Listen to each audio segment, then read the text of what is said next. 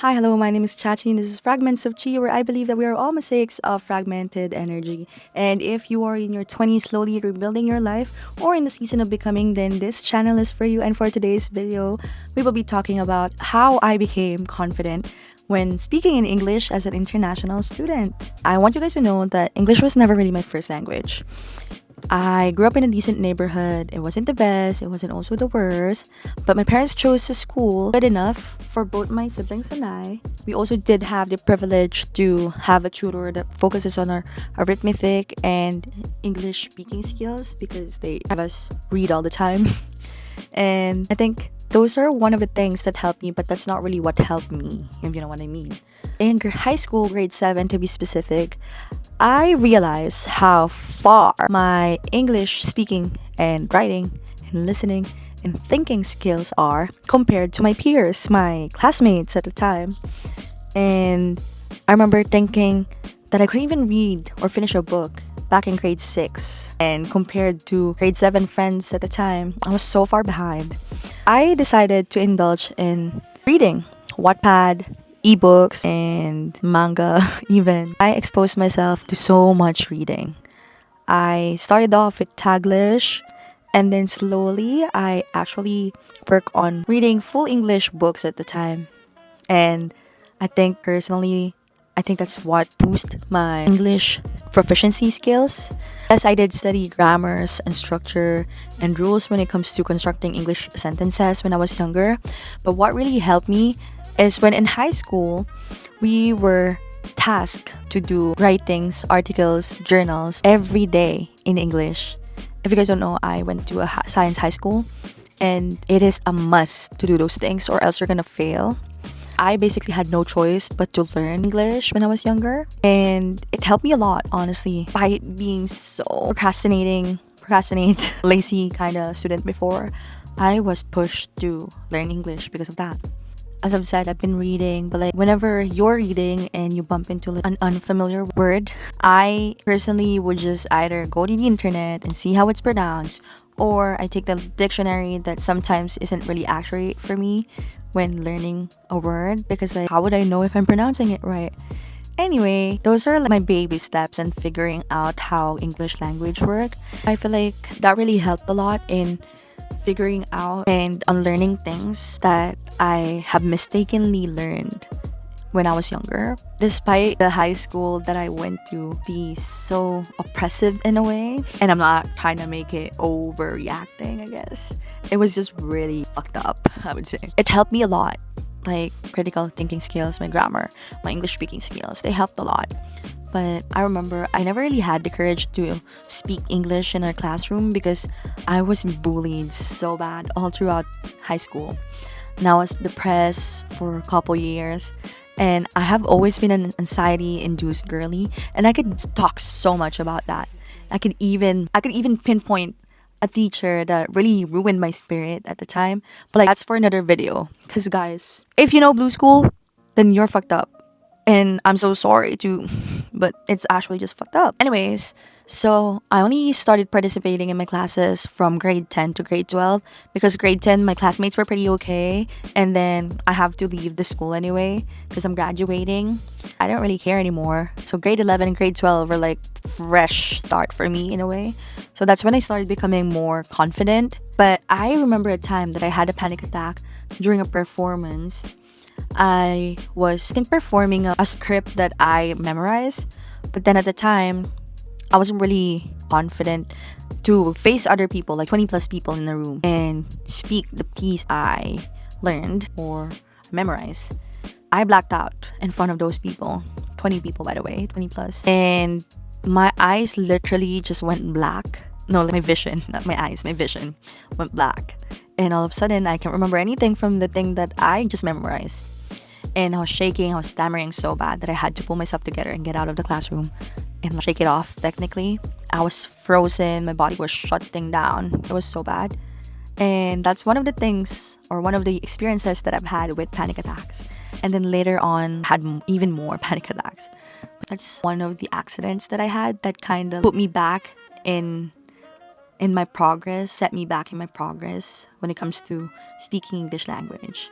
And then pandemic happened. So like we all had no one to socialize with except our families that we were quarantined with, or like social media platforms. TikTok is becoming big at the time in Philippines. And then Instagram, I was always using Instagram because I don't want to be in Facebook. There's so many titas and titos out there. So I decided to just my Instagram daily, and I'll be posting shit that nobody cares about and speaking in English and having my accent slip in and out. But I didn't care because at the time I only had 300 followers, not even, probably less than that. So I didn't really care. I don't give a fuck. And I felt safe in Instagram. So there's that. And then I also have been active in a platform called Yubo, and I met so many people across the world from that, and they speak English. Only way we could talk to each other is when we're speaking in English. So most of the time I speak English when isolated. And I even remember this Yubo platform is a live streaming platform, but you don't get money. What's the other app? I can't remember. But you're just in a live platform, and then it's basically like FaceTime, and people were just talking casually, and people would be popping in and out of your room technically. So there's that. And then I guess in a way it kind of helped me boost my confidence because like they don't give a fuck. They don't really care if you have an accent because they do have an accent as well. Especially if you're meeting people from outside of US and Canada and UK, they don't care. Or even Australia, people are really judgy about it. I guess, as I hate to admit it, but only Filipinos, in my perspective, were the ones who became so aggressively judgmental of people with accent. For some reason, nobody gives a fuck if you're living in Vancouver and you have an accent. So there's that. Anyway, and then in 2021, I had the idea to migrate. I had the chance to migrate. So I have decided I'm not gonna go in Canada without like prior experience in speaking English on a daily. So I applied for a call center job. Yes, call center. And honestly, it wasn't so bad. I was there for 6 months. It was okay. Not gonna lie, after that job, the things that I've learned, the skills that I've learned in call center is still worthy, still viable for me to up to this day. And even though it was a traumatic job, I still carry the teachings that they had, the learning, the knowledge that I had from that specific job, and I love it. So yeah, so 2022 was when I got my permit, my Canadian study permit, and then in September, with no one else besides my immediate family knowing, I flew out of the country and migrated to Canada alone at 19. And yeah, I felt at first I was kind of scared of talking to other people in English, but then one day I realized it's not scary, it's not embarrassing to talk in English, even if people knew you as someone who doesn't really speak English. Because hell girl, I have been speaking English for 6 months straight before that. I'll be okay. And I have met Filipino people in my in my college at the time, and they have been complimenting my accent, my diction, my structure, I guess, my grammar. And yeah, it was really something that helped me boost my confidence even more. And even though I feel like there are times that my accent, my Filipino accent would slip in and out, I don't really care because like that only provides me a grounding energy. Oh my god. I guess okay, I'm back. I'm sorry, my phone died, so like, I had to charge it for a while. But I'm back, as I'm saying, because it was a reminder that I have a whole identity before I came to this country, and I really would love to keep that identity, even if it means not perfecting my Canadian English accent. So now that you know this background, I really want to share a couple of tips for you guys to improve your speaking proficiency skills when it comes to English language. And this is totally based on my own experience, I would say. And yeah, so we'll start off with first reading. I've mentioned multiple times that the only thing that actually got me into properly learning English is through reading. I read description in the back of my shampoo bottle. I read descriptions in my food packaging. I read subtitles when it comes to watching movies. I read articles, journals. I read everything basically that I can read when I was younger. And I read either in my mind or out loud just so I could practice my tongue as well. basically just read all the time. And of course, the second one is to expose yourself in the language. And I mean, I personally like talking and narrating things to myself whenever I can. I would be cleaning up our washroom and be like, oh girl, you gotta do this. And for you to be able to do that, you have to do this first. And then when you do that, then you can do this, that, whatever. Basically narrating everything that you're seeing, you're feeling, you're thinking, and even smelling sometimes, because it does help a lot. And I think one more thing that I would put under this is when it comes to exposing yourself in the language, try to think things in English already. Not think in Tagalog and then translate it later on, because that only would not help you and it would only complicate things when you're doing that. Because let's say I need to talk to somebody who speaks in English, and then you get it, you understand them, whatever, but like you're trying to come up with an answer in Tagalog and then translate it in English. I think that's one of the things that makes it harder and slower for people to actually engage in a conversation. So I think in English, form a sentence in English, just talk in English. So that's that. And then third one, I would say build your confidence. Exposure therapy is great when it comes to building confidence, because there's so many things that you could do when you're exposing yourself, when trying to be better. And one of those is, if you're ever ordering something from a store, let's say, or food, don't order it in the app. Try to get up and actually conversate with a cashier and talk to them, get some conversation going. And it will not only help you conversate, it would also help you boost your confidence, because exposure therapy just helps you be in the situation, if you know what I mean. You're probably thinking, oh, I'm not gonna be good at this, or I'm not gonna be good at that, and you haven't even done the action yet. You're just overthinking everything.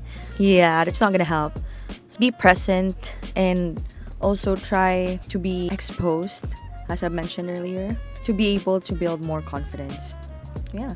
And I guess in a way, the best thing that you can do that is close to exposure therapy, if you're someone who doesn't really live in an English speaking country, is to participate in your studies and recite, talk in English in your classes. And not only would it help you boost your confidence in presenting yourself, it would also help you in your grades.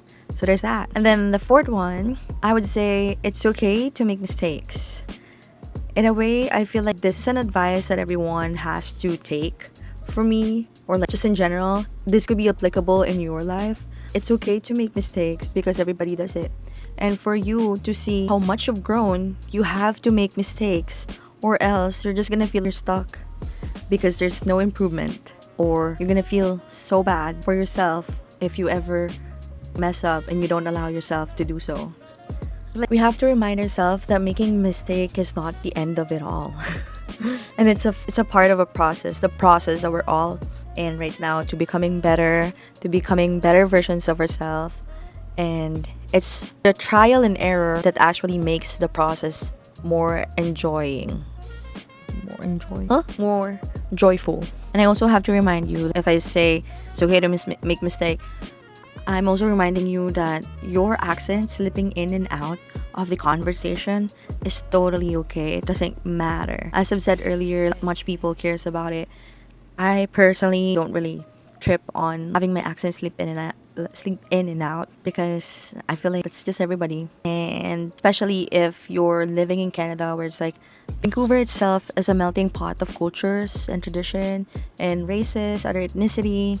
So it doesn't really matter, because like, most people cannot speak English fluently, I swear. And even if they do, their accents come slipping in and out. And I guess what I've learned being in Vancouver for quite some time now is it's actually okay to not be able to speak English properly, as long as you can express yourself, you can comprehend, then you're okay, you're doing okay. The accent, the grammar doesn't matter, because not everybody whose mother tongue is English actually knows how to write or form grammatically correct English sentences. So it's okay. And then last but not the least is to be consistently working on all of these things simultaneously, because the best thing that you could do for yourself is to show up at least 1% better every day. And you guys know already that I've done 6 months straight of pure English during my time in call center, and that's what made my English accent really better. Plus, your tongue, your brain, your vocals are all muscles that has to be trained to be better. Everything you want to be has to be trained first. If you want to be better at speaking, or you want to be better at writing, you want to be better at thinking or expressing yourself or whatever else it is, you have to practice it every day. And personally, I feel like listening to podcasts, watching movies in English with captions on, and thinking in English is what would really expedite your English proficiency skills. And I'm saying that based on my own observations, by the way. And that's pretty much all the tips that I have for you. In the end, it all boils down to your commitment to yourself to be better at least 1% every day. And this is your reminder to just keep showing up. And that's it for today, guys. Thank you so much for Elaine for requesting this video. And I feel like I really needed to share this with you guys because there's so many things or so many questions that people have asked me in person. I cannot just answer you with 1 to 2 sentences because I have to explain it. You're gonna ask me how am I gonna improve my English speaking skills, and cafeteria during my break time, I'm not gonna be able to say everything to you guys because it doesn't work that way. This is an intentional work that I did during those times that I wanted to be better. Now I have to break it down for you guys so it's easier because I did my own trial and error as well. So yeah, I really hope you guys got something from this video, and I hope you guys leave a comment, like, share below.